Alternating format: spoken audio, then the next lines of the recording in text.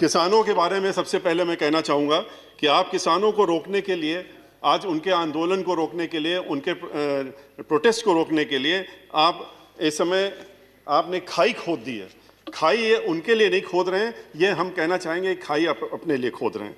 जवानों को बंदूक लेकर खड़ा कर दिया है, पानी की बौछारें डाल रहे हैं, आंसू गैस के गोले छोड़ रहे हैं, उनका पानी बंद कर दिया, उनका खाना बंद कर दिया, यहाँ तक कि आपने शौचालय भी बंद कर दिए और ये भी नहीं सोचा कि उसमें महिलाएं भी हैं और ये ह्यूमन राइट्स का कितना बड़ा वायलेशन है, इसको आपको देखना चाहिए था।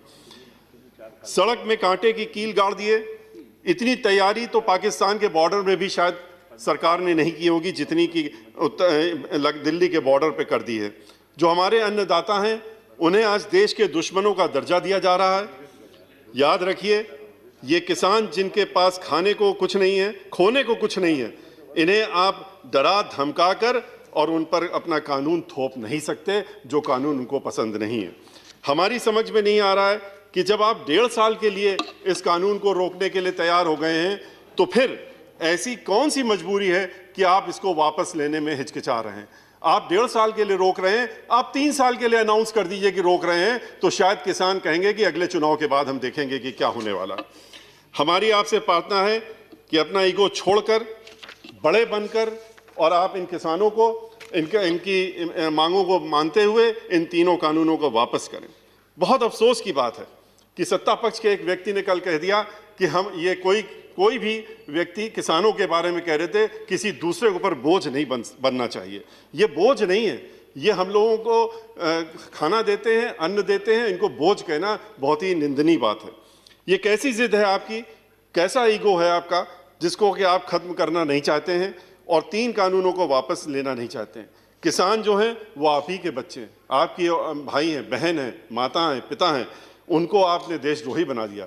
उनको आपने कह दिया कि ये तो टेररिस्ट हैं और मीडिया के माध्यम से, मीडिया को इस्तेमाल करके, क्योंकि मीडिया भी 10% को छोड़ दीजिए तो बाकी सब जो है इंडस्ट्रियलिस्ट के हाथ में है और उनको आपने उन 10% के ऊपर भी इतनी दहशत फैला रखी है कि मीडिया को आज आपने एक पिंजड़े में बंद तोते की तरह बना दिया है कि जो उसको पढ़ाया जाएगा, जो रटाया जाएगा, वो मीडिया का व्यक्ति वही बोलता रहेगा दिन भर और आपसे भी चाहेगा कि आप यही बोलिए।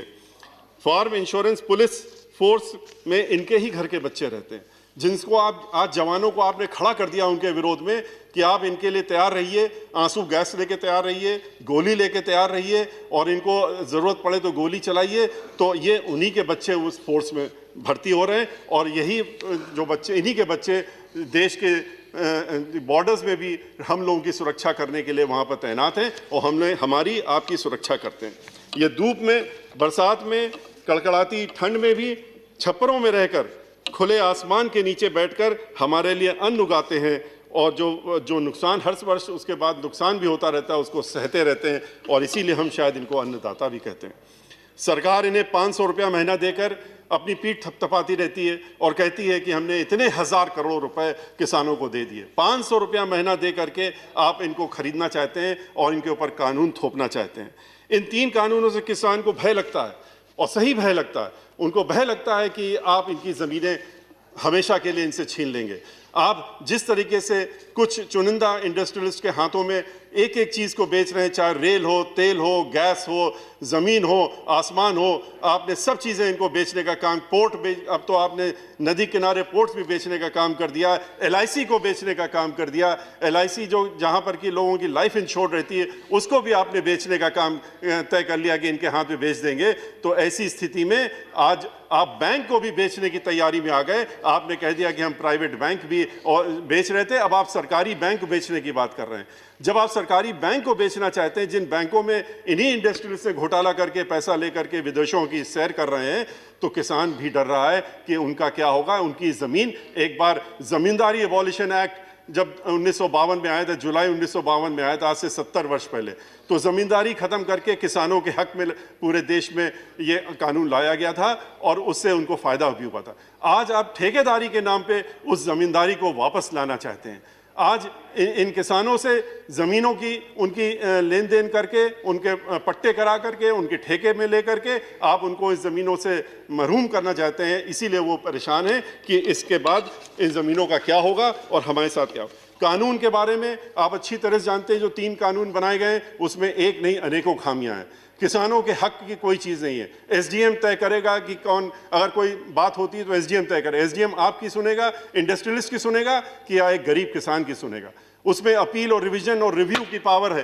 वो उसमें लिमिटेशन आपने किसान के लिए छोड़ दी 21 दिन, कुछ दिनों की, महीने भर की, और बाकी जो इंडस्ट्रियलिस्ट होगा, जो ठेकेदार होगा, उसके लिए आपने कोई रिव्यू की लिमिटेशन नहीं रखी। इस तरह का कानून आप लेकर के आए। एमएसपी के लिए किसान लड़ रहा है, कह रहा है कि आप एमएसपी जोड़ दीजिए। आप एमएसपी कानून में क्यों नहीं डालते हैं? एमएसपी इसलिए नहीं डाल रहे हैं क्योंकि आपकी नीयत साफ नहीं है। अगर नीयत साफ होती तो एमएसपी डालने का कानून में क्या परेशानी है? आप बार बार बाहर कह रहे हैं, हर जगह कह रहे हैं कि हम तो एमएसपी देंगे, आप क्यों परेशान हो रहे हैं?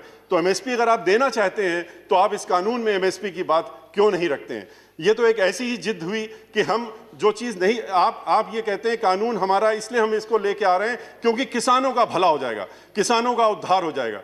जिसके आप उद्धार की बात कर रहे हैं, जिसके भले के लिए कह रहे हैं, वो स्वयं कह रहा है कि हमें ये पसंद नहीं है, हमारे हक में नहीं है, इसको आप हमारे ऊपर लागू मत करिए, इसको हमें मत थोपिए। तो आप कहते हैं नहीं, इसको तो हम आपको थोपेंगे। ये तो वैसी जिद हो गई कि एक स्टूडेंट कहता है कि हम तो इकोनॉमिक्स पढ़ेंगे, हम पॉलिटिकल साइंस पढ़ेंगे, हम इंग्लिश लिटरेचर में आगे पढ़ेंगे। आप कहेंगे नहीं नहीं, आपको तो मेडिकल में ही जाना पड़ेगा, इस देश के सारे लड़कों को मेडिकल पढ़ना पड़ेगा क्योंकि यही देश के हित में है और यही सारे बच्चों के हित में है। तो इस तरह की भावना रख करके थोपना ये अच्छी बात नहीं है। और इसीलिए हम लोगों की ये मांग है और हमारी पार्टी की भी मांग है, हमारी पार्टी की तरफ से हमारी पार्टी की मुखिया बहन मायावती जी ने भी मांग की है कि इन तीनों कानूनों को वापस लिया जाए, स्वामीनाथन रिपोर्ट लागू करी जाए, हर फसल में एमएसपी दिए जाने के लिए लीगल प्रोविजन लाए जाए, किसानों की प्रताड़ना बंद करें। 26 जनवरी को जो हुआ उसके लिए हम लोग उसकी बहुत भर्त्सना करते हैं।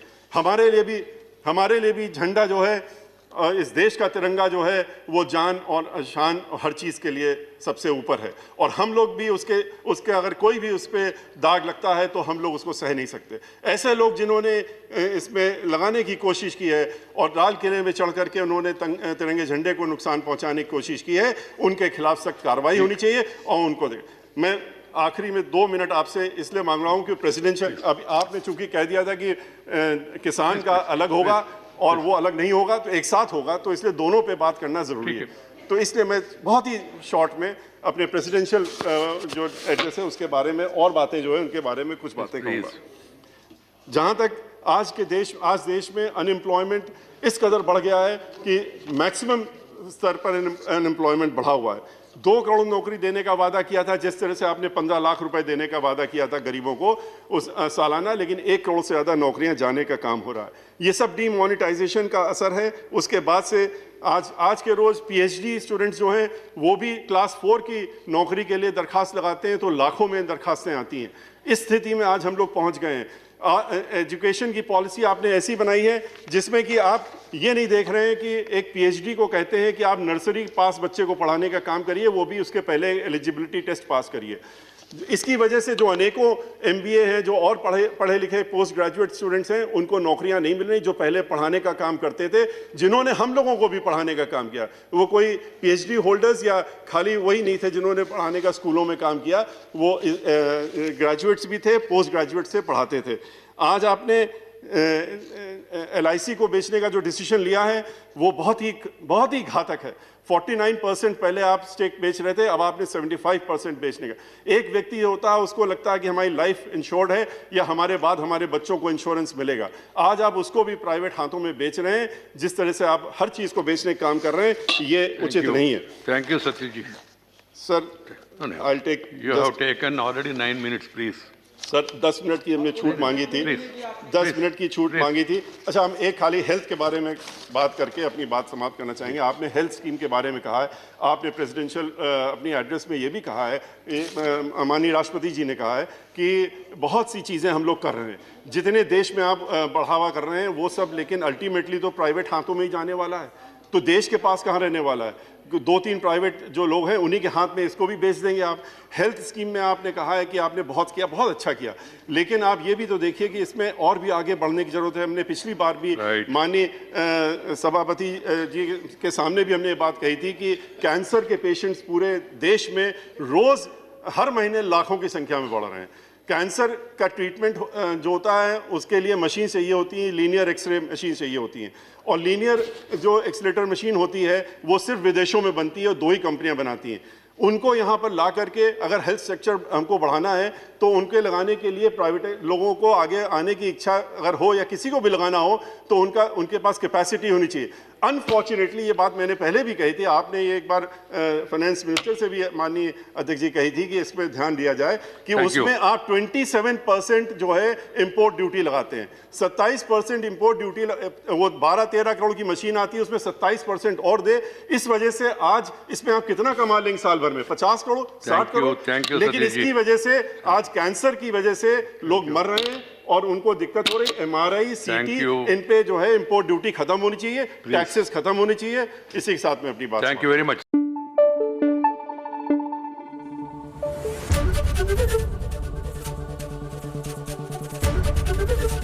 ABP गंगा, खबर आपकी, जुबान आपकी।